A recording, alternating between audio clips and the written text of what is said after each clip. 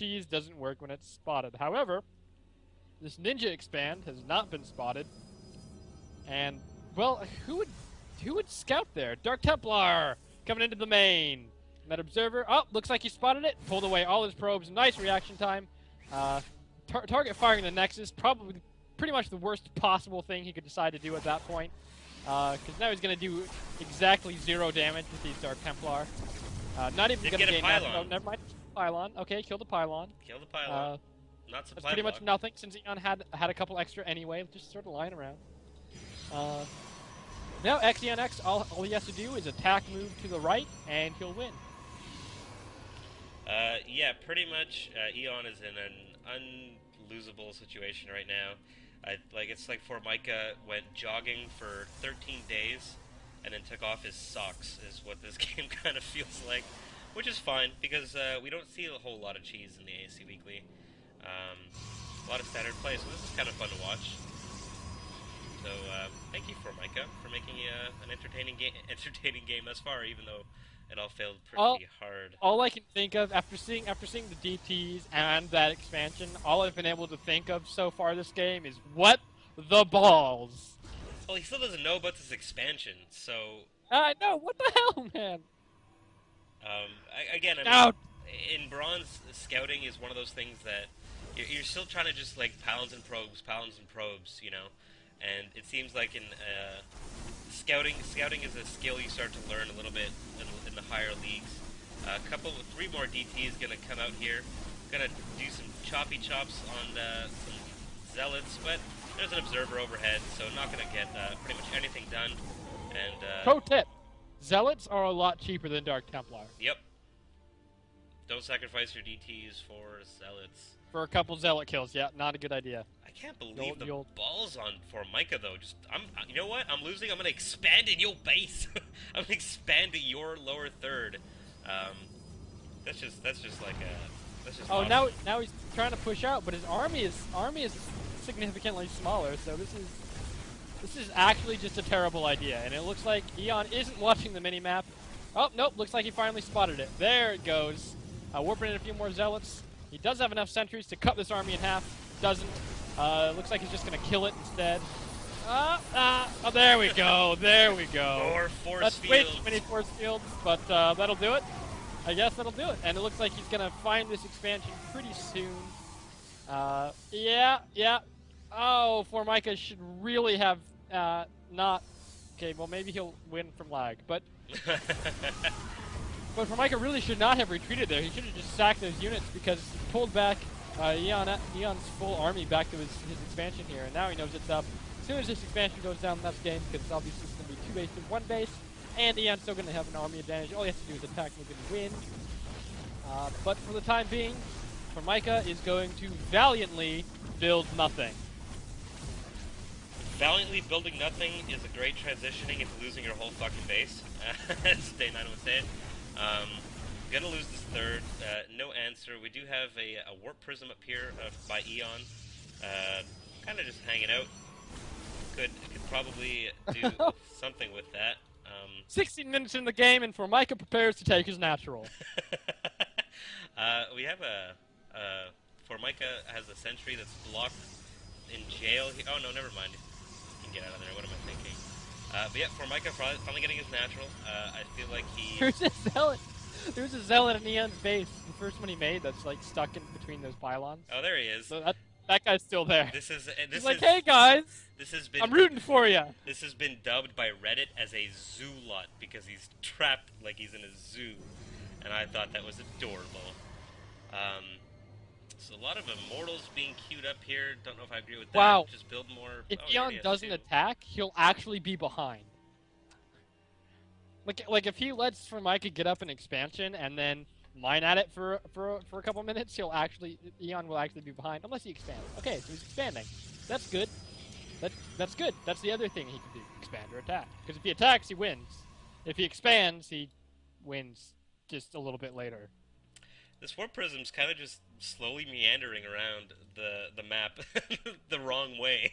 I think he I can picture like a Protoss husband and wife just like, Stan, why didn't you take the map. And the husband's like, oh my god, why do I And still then like he you? flies it oh so strategically right over Formica's probe and right over Formica's pylon, being like, "Oh, Man, you we should have found it! turned We left. found it! Hey guys, by the way, I King am Golden Blue. dropping you."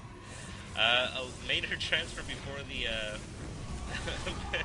unfortunately before the expansion is done, so gonna be some long distance mining, but there is no minerals at the main anyway, so you might as well get some work out of those lazy ass robot probes. Oh my Um, god, this is so ridiculous.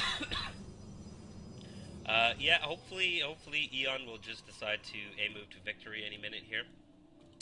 Um, Colossi. Oh, he had to wait for his Colossi to get out. um, I'm up 2 paces. I better tech all the way up you know, you on know, all the tech trees.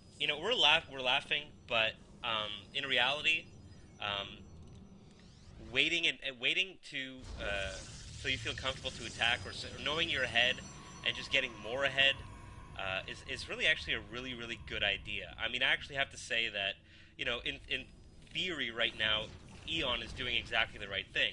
I mean, I don't. it gets to a point where you have to realize, okay, I'm doing it a little bit too much.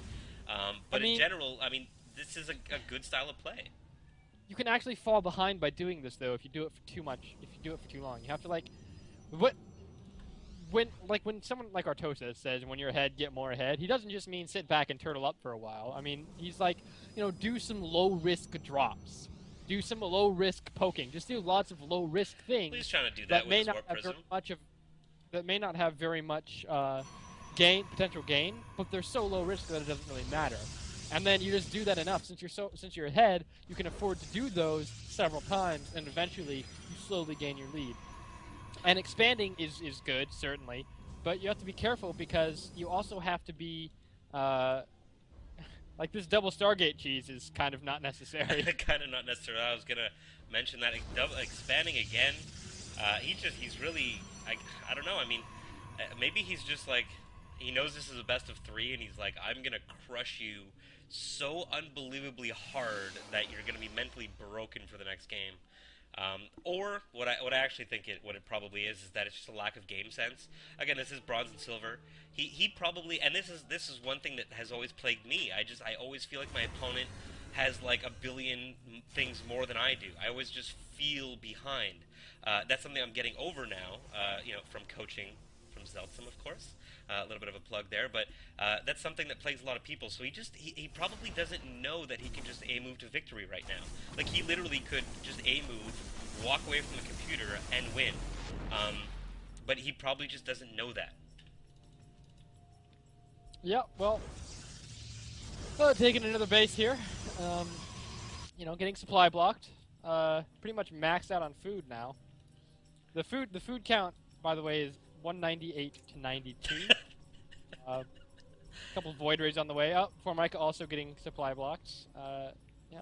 Oh, there we go. All right, here There we we go. go. Here And we he's gonna go. ruffle stomp Finally. this army pretty hard. And looks like Formica's gonna try and do some kind of a counterattack, which is gonna fail. No, trying to just flank that chasm. The chasm unfortunately has 1 billion HP and does not die. So I think Formica's gonna have to GG any second here.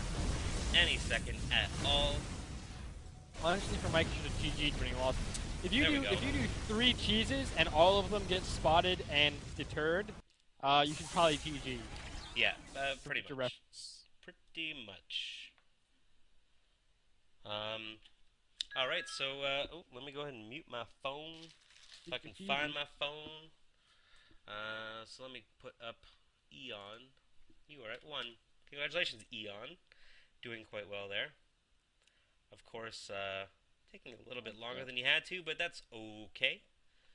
A win is a win is a win is a win. By the way, I do believe my brother is watching tonight. I think it's the first time he's ever tuned into the ASCWeekly. So, chat people, go ahead and say, "What's up, Dave?"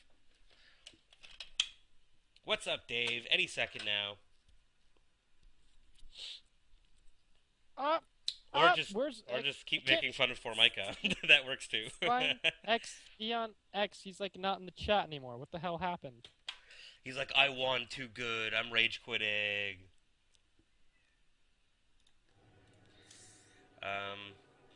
No, he's in the We chat. might have found him.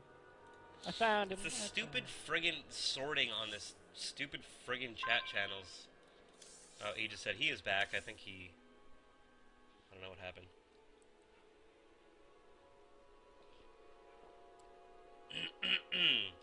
Well, I'm waiting on Eon's response to the map choice.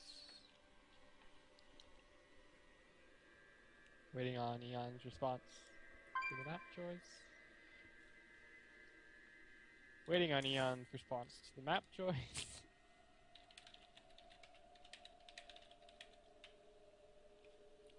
Steps was vetoed.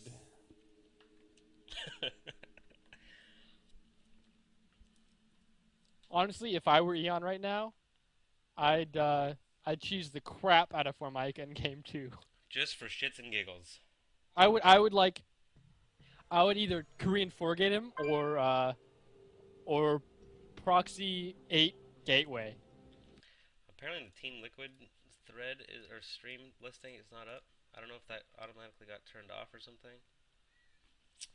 It might be because we switched over to Justin.tv,